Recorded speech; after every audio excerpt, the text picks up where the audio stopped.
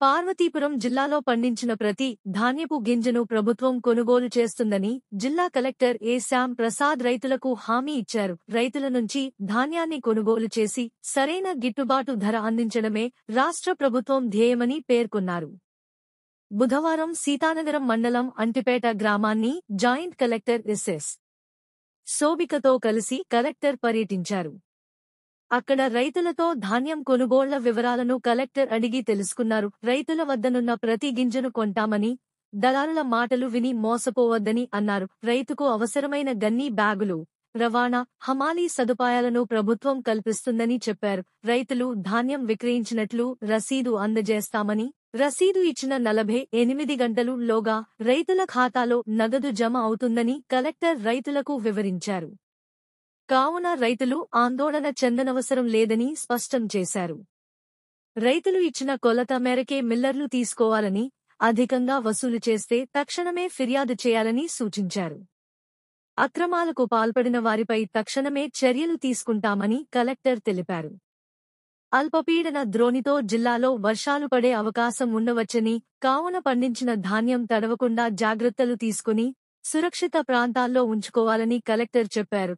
ఈ పర్యటనలో joint collector ఎస్.ఎస్. Shobhika, జిల్లా వ్యవసాయ శాఖ అధికారి కె. రాబర్ట్ పాల్, పౌర సరఫరాల సంస్థ జిల్లా మేనేజర్ పి. శ్రీనివాసరావు, సీతానగరం మండల అధికారులు, వ్యవసాయ అధికారులు, రైతులు తదితరులు పాల్గొన్నారు. అదనంగా కేజీ 2 కేజీలు అనేది ఎక్కడ లేదు. అలాంటిది ఏదైనా ఉంటే కంప్లైంట్ ఇవ్వండి. తహసీల్దార్ ఎవరండి? తహసీల్దార్ ఉంటారు, మెయిన్ గా మీ అగ్రికల్చర్ ఆఫీసర్ ఉంటారు, క్షేత్రస్థాయిలో విఆర్ఓ ఉంటారు, ఈ అమ్మాయి ఉంటుంది.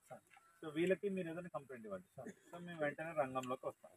ఎక్కడ రైతులకి మంచి గిట్టుబాటు ధర ఇవ్వడానికి ఆయన డబ్బులు మీరు ఇచ్చిన తర్వాత వెంటనే మిల్లు అక్నాలజ్మెంట్ చేసిన 48 అవర్స్ 2 రోజుల్లో డబ్బులు జమ పడిపోయి డబ్బులు కూడా వేగంగా పడిపోతాయి. సో మా ఒక్కటే కోరిక, వర్షాలు పడితే అవకాశాలు ఉంటే మళ్ళీ పంట పాడైపోకుండా చూసుకోండి. సో వెంటనే షెడ్యూల్ ఇచ్చిన ప్రకారంగా ధాన్యం తరలించండి. దానికి మళ్ళీ జీపీఎస్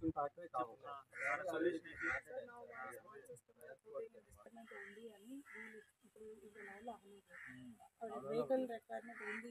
ఇక్కడ ఉన్న లోకల్ వెహికల్స్ అడుగుతున్నారు, కొత్త అడుగుతున్నారని కూడా చెప్తే కంట్రోల్ రూమ్ మన ఎంబీఐ ఉంటారు సార్, అతను ఆరు కింద భూమి మారుతుంది.